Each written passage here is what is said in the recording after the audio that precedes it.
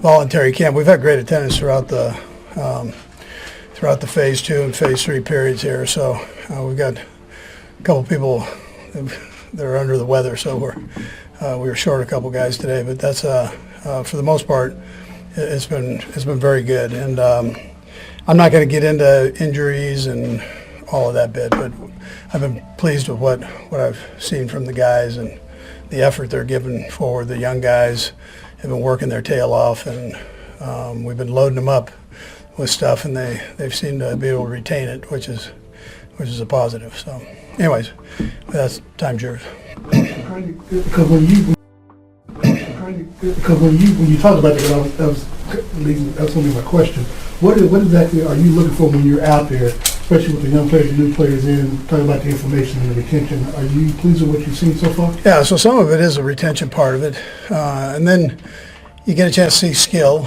Now, normally they're kind of crawling before they walk and walk before they run. They're in that phase, so they're might not be as fast as what you're going to see once you get to camp and as you work your way through camp. But still, they're doing a nice job of it for the most part. Yeah. Coach, earlier in the week, we were able to see Reid. I guess just what were your impressions of what he's been able to do so far during this? Yeah, he's actually one of the guys under the weather. So we've kept him at home here. So, but in phase 2 he was great. He just wasn't able to go this week, so we kept him out away from the guys. Coach, you mentioned throwing before, you throwing the young guys in there, just seeing how they respond. Do you throw as much at them as possible, or you kind of just build up? Yeah, we go.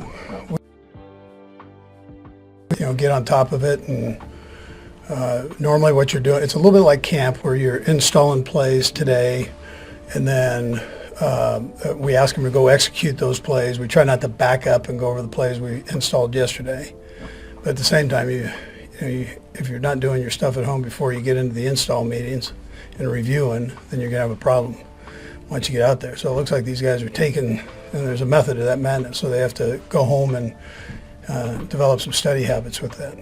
And they seem to be doing a good job.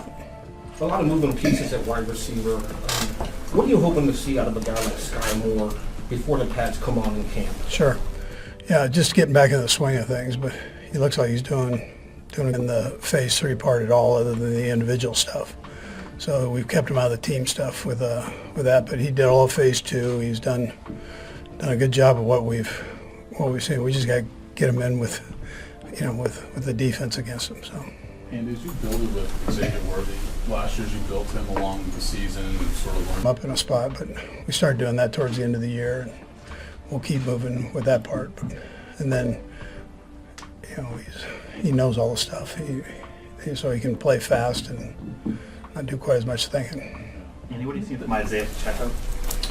Yeah, he looks good. Physically, he looks real good. He's put on a couple pounds and of good weight. He'd gotten himself down there a little bit last year and leaned up. But man, I think he looks tremendous right now. Andy, with the veterans out there like Chris Jones, Patrick Mahomes, and those guys, how have you seen them evolve into the leaders with these young guys in these type of periods where it's voluntary, but it's still good to see them show up and try to help these young guys play? Yeah, sure. We've had all the veteran guys, all the good. They've there's a certain energy that comes with it, expectations from all the either new guys or sharp kid. Coach, I don't think we talked to you about the schedule since it came out, since it was after rookie minicamp. Your thoughts? You're going to Brazil. You got Christmas again. Is it? How's it lay out for you guys? Yeah, no, it's good. It's quite a tour. You don't have one of those really. You had that really tight stretch near the end last year, which is a real challenge. I know. But is this a little more spread out? Yeah, no, look, you're playing all the teams. It doesn't matter where you're playing them. You got to play these guys, and they're doing the same thing we're doing and playing on the same days we are. So we got to get ourselves ready and go. You've only got so many weeks you can play, and you want to make sure you take advantage of that. So I don't get caught up in all that. Whenever and whatever goes, we go. So. Coach, you mentioned earlier that you saw Josh Simmons as further ahead than what you expected. Granted, there's still time before training camp, but how much is that projection he will be ready for the start? Or I know you want to play it safe with him. Yeah, no, I think for sure for camp, we might be able to get something out of him in the team periods in phase 3 here. So that's a positive. We weren't expecting to be able to do that, but he's really done a good job with his rehab stuff, and the doctor that did his surgery did a nice job. So. Coach, you've had Justin Ross for a couple of years now. Where does he fit in the wide receiver room? Yeah, as long as he stays healthy and he's out there, that's a plus. I mean, he competes. I mean, you could argue that he had one of the best camps last year, and it's just a matter of keeping him upright and trying to work him in that mix of guys. But he's a big receiver that has got real good hands and has done a nice job for us. The last one, Matt. Coach, what's the importance of rotating guys this time of year to really see what you have? Yeah, I probably should have mentioned that earlier, that we're moving guys all over the place. So whether it's the young receivers, whether it's the DBs, linebackers, so we're just kind of fitting pieces in there like we normally do during the preseason time. So in the offensive line, like I said, we're moving those guys all over too. So it's that pays off for you, I think, once you get going here. Try to find the best people for those positions, what they do the best. Okay, thanks, Coach. Okay, good. Thank you. Thanks, Coach. Kansas City Chiefs stars Patrick Mahomes and Travis Kelce are getting into the restaurant business after images of their new steakhouse emerged. The pair have been a major part of Kansas City's dynasty, which has seen them feature in 5 of the last 6 Super Bowls, winning 3 of them. While they were dismantled earlier this year in New Orleans by the Philadelphia Eagles, who stopped the Chiefs from achieving an unprecedented three-peat, the hope is Kansas City's retooled offensive line can help them make the Super Bowl in 2026, set to be held in Santa Clara at Levi's Stadium. However, despite OTAs being underway ahead of the NFL summer break, Mahomes and Kelce are also focusing on the launch of their new restaurant, 1587 Prime Steakhouse, which is set to be inside the Lowe's Kansas City Hotel. Earlier this week, an Instagram account named the Kelce Brothers shared an image and video of the work being done on the restaurant, which does not look anywhere near ready to open just yet. The account captioned the post, "First look at Travis and Patrick's new steakhouse, 1587 Prime, opening soon inside the Lowe's Hotel." However, despite the millions of dollars Mahomes and Kelce have earned playing in the NFL for the Chiefs, the pair want to make sure their restaurant is affordable so that everyone can attend.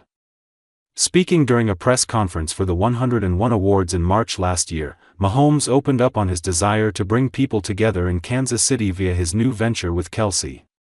"Me and Travis have been working on that for a while. We're always together," explained Mahomes. "We're always at these restaurants, and we have a love for bringing people together. We're going to do whatever we can to continue to bring people together, and what better place than Kansas City." The 3-time Super Bowl winning quarterback added, "I'm sure there will be some things on there that will be $15. All honesty though, we thought about that and we don't want to make it too upscale, too high priced that not everybody can go." While Mahomes is likely to play another decade in the NFL, the 2025 season may be Kelce's last.